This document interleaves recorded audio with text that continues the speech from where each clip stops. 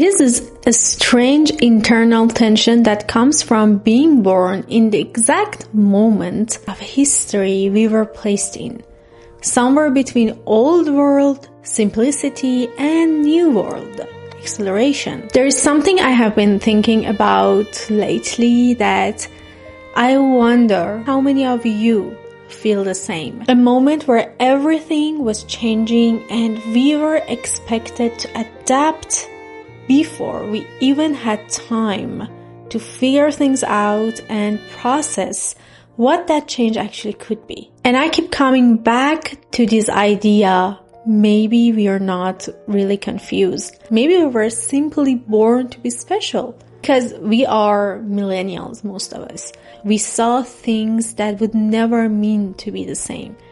And now we expect things to be accordingly. It's not because we refuse to be compatible with the world, no. It's because we remember the otherwise. We remember the older frameworks that worked with far less of what's actually going on in the world right now. Before it was hyper-connected, over-explained, and endlessly optimized. Some of you watching might be younger, and you don't remember it because you simply didn't see it. And that's not a problem at all.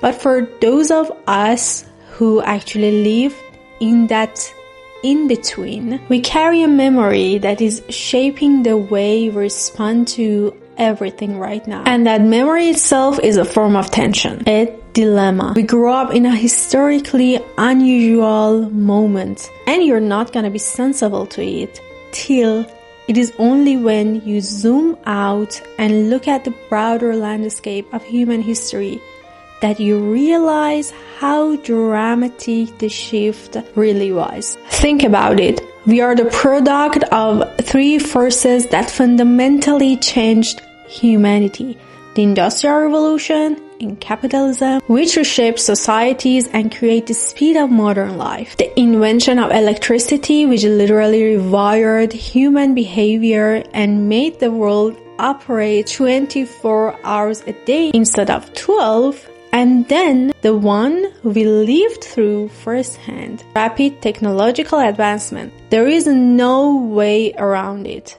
We grew up with it, adapted to it, and mastered it faster than any generation before us. And yet, inside us, there is a constant questioning. Is this good? Is it sustainable? What is the limit? And what are we losing in exchange for this convenience? I don't know how many of you are like me. Eventually, I was a kid, but I remember things. I remember that silence. I remember that slowness. I remember doing nothing without feeling like guilty. I remember being unreachable. I remember being bored without being anxious for it. I remember the slowness of life. For people around my age and older, our dilemma is that we just remember. We are the last generation who lived a childhood without the internet and adulthood shaped entirely by it. And because we remember, we question. You said something very true.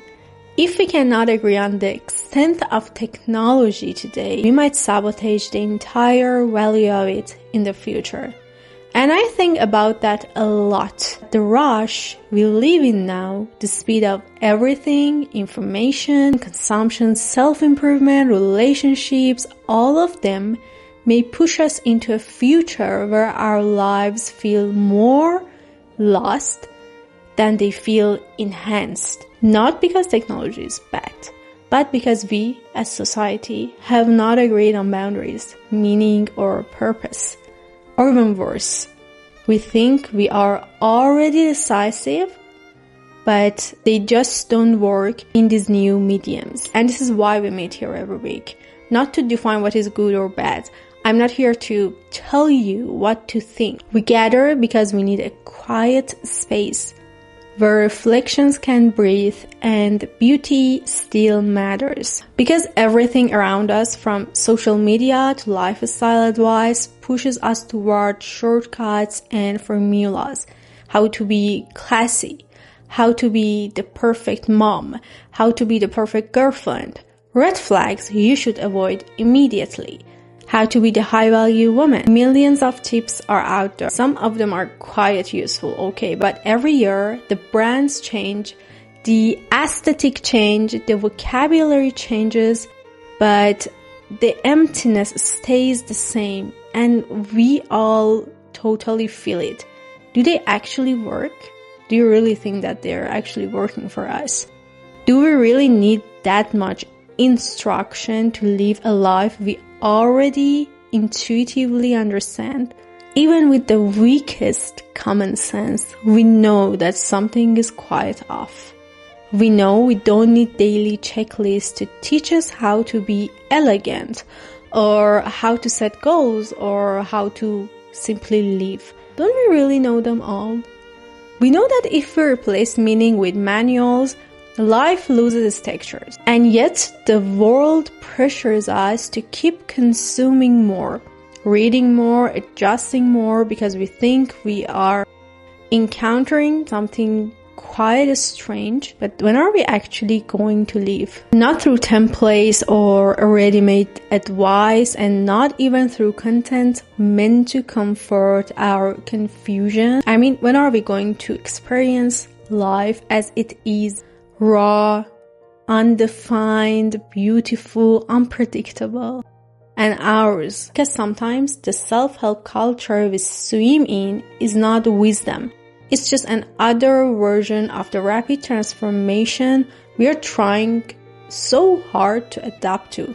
It's not actually helping us, and that is why I keep bringing us back every week to the real core of what all of us believe, which is the essence of Classybyher: passion, art, and the appreciation for beauty. These are not hobbies, they are anchors. They slow our lives down. They return us to ourselves. They remind us that not everything must be optimized.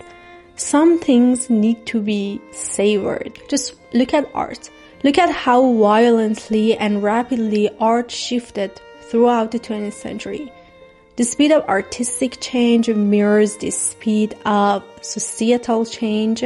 New movements used to take centuries to form.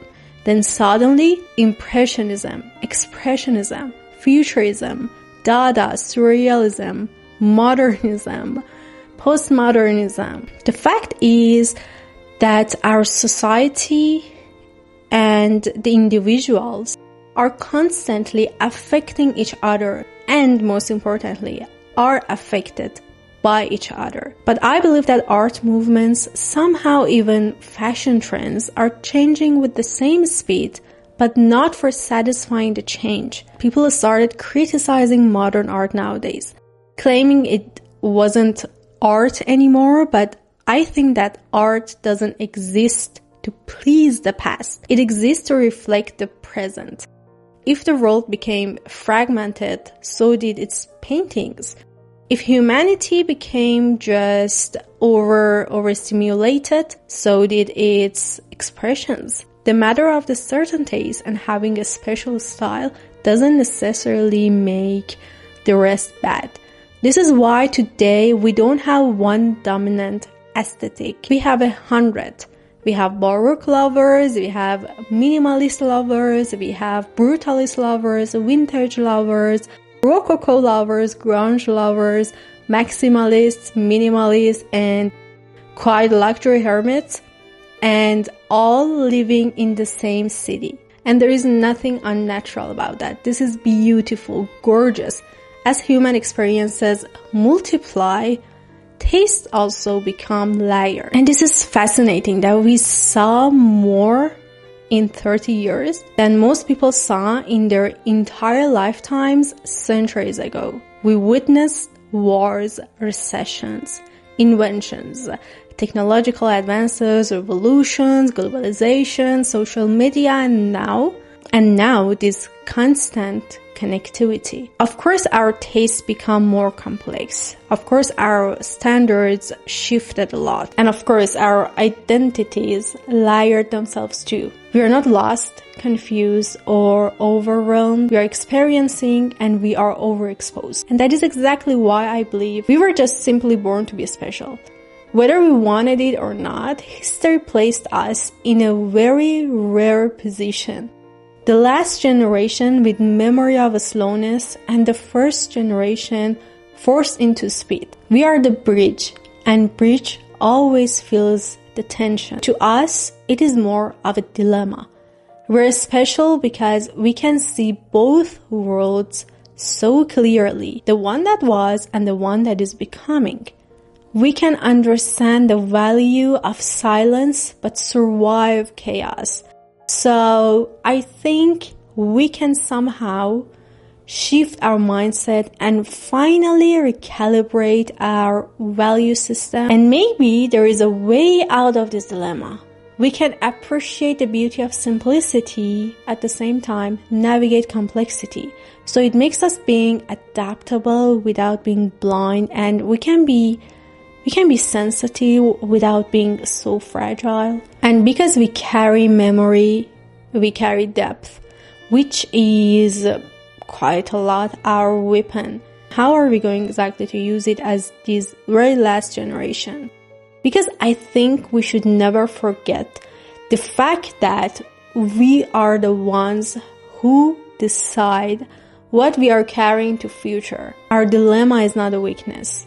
It is awareness. And that is why we come together every week here, not to escape the world, but to understand it better, to refine the questions so we can provide better answers. Like, what if the life we constantly made overwhelmingly confusing has very simple questions that we are actually the ones who has the wisdom to answer? Not to fight it, but to create pockets of elegance inside it. To build a space where thoughtfulness still feels so luxurious and beauty still feels so meaningful, where women still feel like themselves, so do the men. Maybe our life feels so heavy sometimes. Maybe our minds feel so crowded, and maybe our tastes feel demanding, but that is not something to fix. It is something to honor, because it all comes from one undeniable truth. We lived, we saw, we remember, and we question. And questioning is the highest form of elegance. And simple experiences of our lives like love, joy, friendship are the most luxurious things we could ever give to each other. This was our 5th conversation, a continuation of everything we've been building together. Next episode, I want to take this reflection to a different stage, literally a stage, because there is a space in this world where emotions still breathe and there are expressions that are allowed to be dramatic. Beauty is performed in its purest, most unapologetic form. A place untouched by any technology. A place where humanity feels whole again, and that place is opera. That place is theater. I will meet you for episode 6, but for now, don't forget to watch the next video.